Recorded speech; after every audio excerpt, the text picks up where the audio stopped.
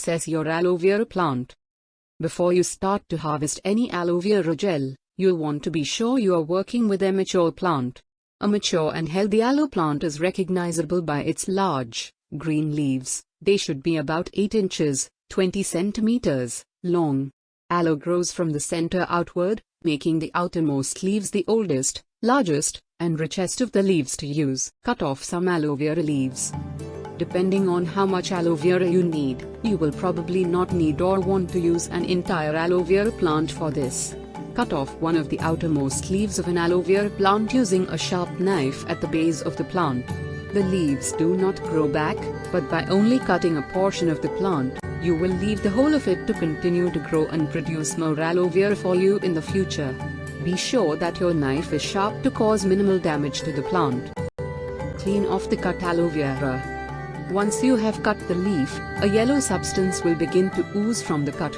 In order to keep the plant from making a mess, you'll want to point the leaf vertically, cut end down, into a bowl to allow the substance to continue coming out. Use a pitcher of water and your fingers to clean the leaf from top to bottom, directing the water into the bowl as well. The yellow ooze produced in this step is a sap called aloe latex. It is not the aloe vera gel, which will be clear and thick in appearance, and you do not want it to contaminate your gel because it has laxative properties that may mess up your digestive tract. Cut off the top third of the leaves. Because of the thinness of the top, pointed part of the aloe vera leaf, you will waste more time trying to get gel from this portion than is cost effective. Instead, cut this portion off and discard it. You will need to repeat the previous rinsing step for the top portion as it now will also produce yellow ooze. Depending on the size of your aloe vera leaves, you might find it easier to extract the gel by cutting the thick portion of the leaf into additional pieces, either along the leaf's length, width, or both ways. Remove the spines. Before you can get at the gel core of the leaf, you'll need to remove the hard, spine edges on either side of each leaf.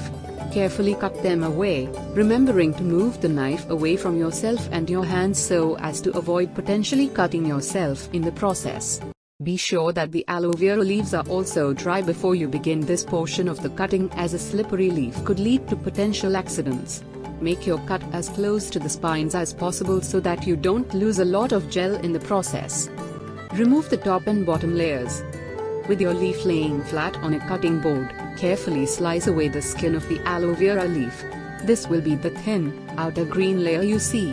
Run your knife between it and the thick, clear gel at the center, and repeat this process for the remaining top layer by flipping it to the bottom. If you would prefer not to use a knife for this step due to the potential for cutting yourself, you can choose to use a fruit peeler instead. Remove and store the gel. At this point, you should have slabs of clear aloe vera gel.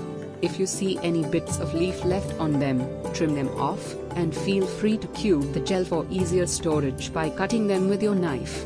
Be sure to rinse the aloe vera gel itself 2 to 3 times when you're finished to be sure that it's free of any aloe latex residue. Use a spoon to scrape up any excess gel left over along the skin.